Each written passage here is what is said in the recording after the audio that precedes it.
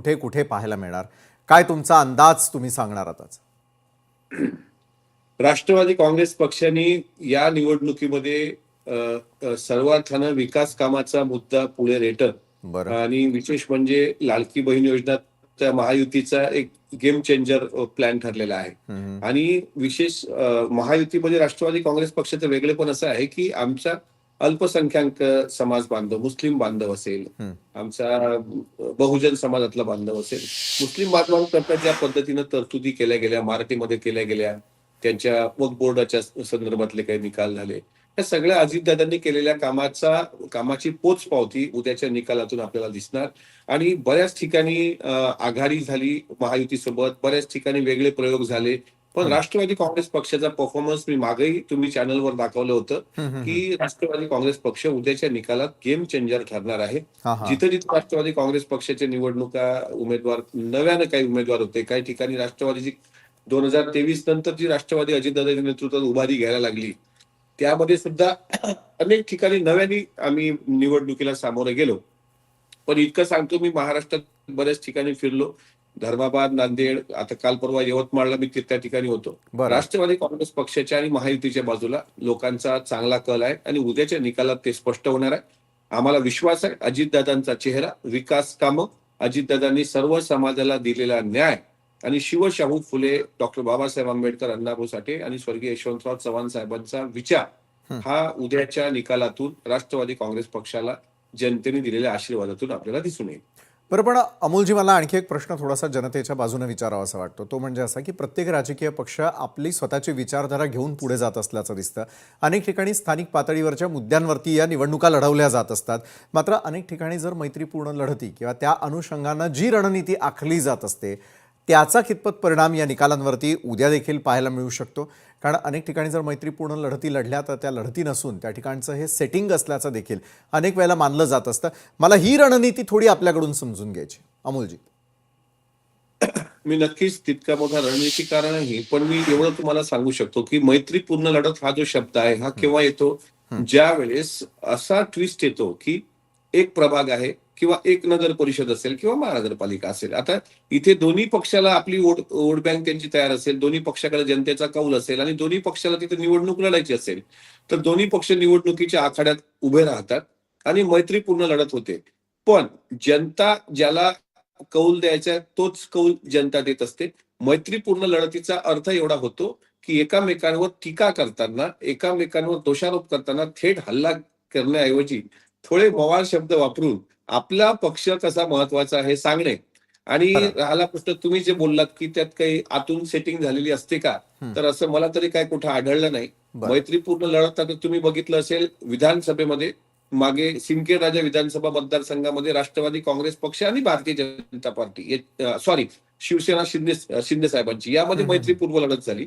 त्यात शशिकांत खेडेकर आणि ऍडव्होकेट मनोज कायंदे असे दोन उमेदवार होते आणि त्या मैत्रीपूर्ण लढतीमध्ये राष्ट्रवादी काँग्रेस पक्षाला तिथल्या जनतेने सिंदखेड राजाचं स्वीकारलं, कारण डॉक्टर राजेंद्र शिंगणे साहेबांच्या राजकारणाला तिथली जनता कंटाळली होती आणि त्यामुळे मैत्रीपूर्ण लढतीमध्ये मनोज कायंदे निवडून आले. तर अशा मैत्रीपूर्ण लढतीचा प्रयोग याही नगर परिषदेच्या निवडणुकीच्या अनुषंगानं झाला. त्यामुळे हे जरी गोंडस नाव असलं तरी लढाई ही लढाई सारखीच असते, फक्त यामध्ये बाण मारण्याची तीव्रता थोडी कमी असते. बरं, मग अमोलजी, ज्यावेळेला तुम्ही जनतेमध्ये गेलात, आपलेच पक्षाचे जे उमेदवार आहेत ते निवडून यावेत यासाठी प्रयत्न केले, राज्याच्या जनतेच्या मनात नेमक्या कुठल्या गोष्टी आहेत, कुठली खदखद आहे, कुठल्या प्रकारच्या कामांची त्यांना सरकारकडून अपेक्षा आहे, या संदर्भातला सर्वे देखील केलात का? कारण शेवटी उमेदवारांचं भवितव्य हे राज्यातली सर्वसामान्य जनता त्या ठिकाणी ठरवत असते, मतदार राजा ठरवत असतो. मतदार राजांच्या नेमक्या अडचणी काय आहेत आणि त्या अडचणी सोडवण्यासाठीचा मेगा प्लॅन काय असायला हवा?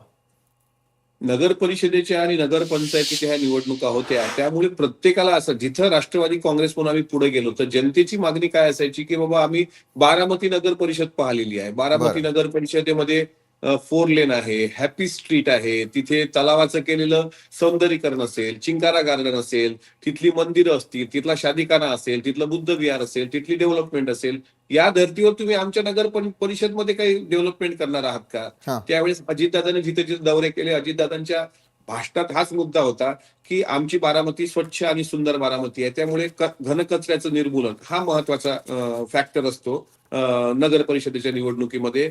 टॅक्स महत्वाचा असतो, म्हणजे लोकांनी टॅक्स पण पे केला पाहिजे. तिथल्या नगर परिषदेचं उत्पन्न महत्वाचं असतं आणि सर्वात महत्वाचं त्यांचा निवारा, त्यांचं निवास व्यवस्था ही ते नियमानुकूल करणे. नगर परिषदे नगर पंचायतीच्या निमित्तानं अंतर्गत गटार योजना, डेव्हलपमेंट. लोकांना आता हिंदू मुस्लिम हे नको आहे, लोकांना आता जात धर्म पंथ हे नको. लोक म्हणतात आमच्या मुलांसाठी पुढच्या भविष्यासाठी तुमचा पक्ष काय करू शकतो, व्हिजन काय तुमच्या पक्षाचं.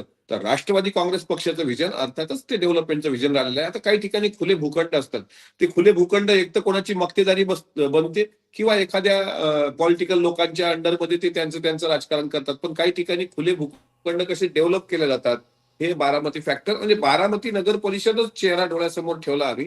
आणि प्रत्येकाला वाटत होतं की नगर परिषद आमची पण बारामती, आता अर्थातच बारामती सारखी नगर परिषद, आता माझी अकोट नगर परिषद आहे, ती बारामती सारखी व्हायला आणखी 30 वर्ष पुढे जावं लागेल आपल्याला.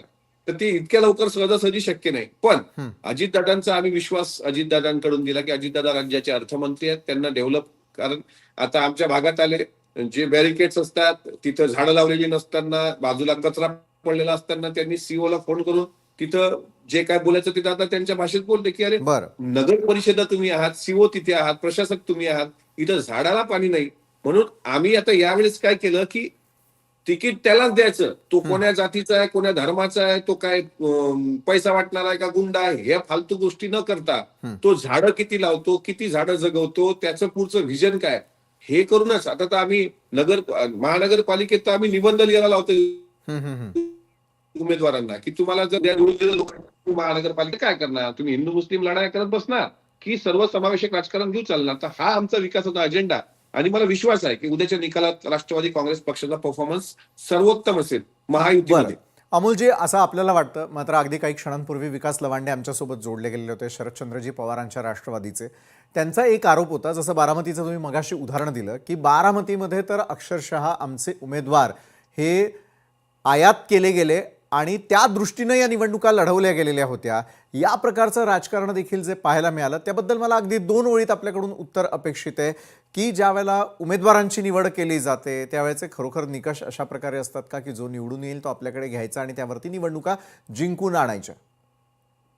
ज्या व्यक्तीने हे भाष्य केलेलं आहे, एक तर त्याला ते बिनबुडाचं लोट आहे, त्याला काही टोकन असेल किंवा तो किती वेळ बारामतीत गेला हे मला माहित नाही.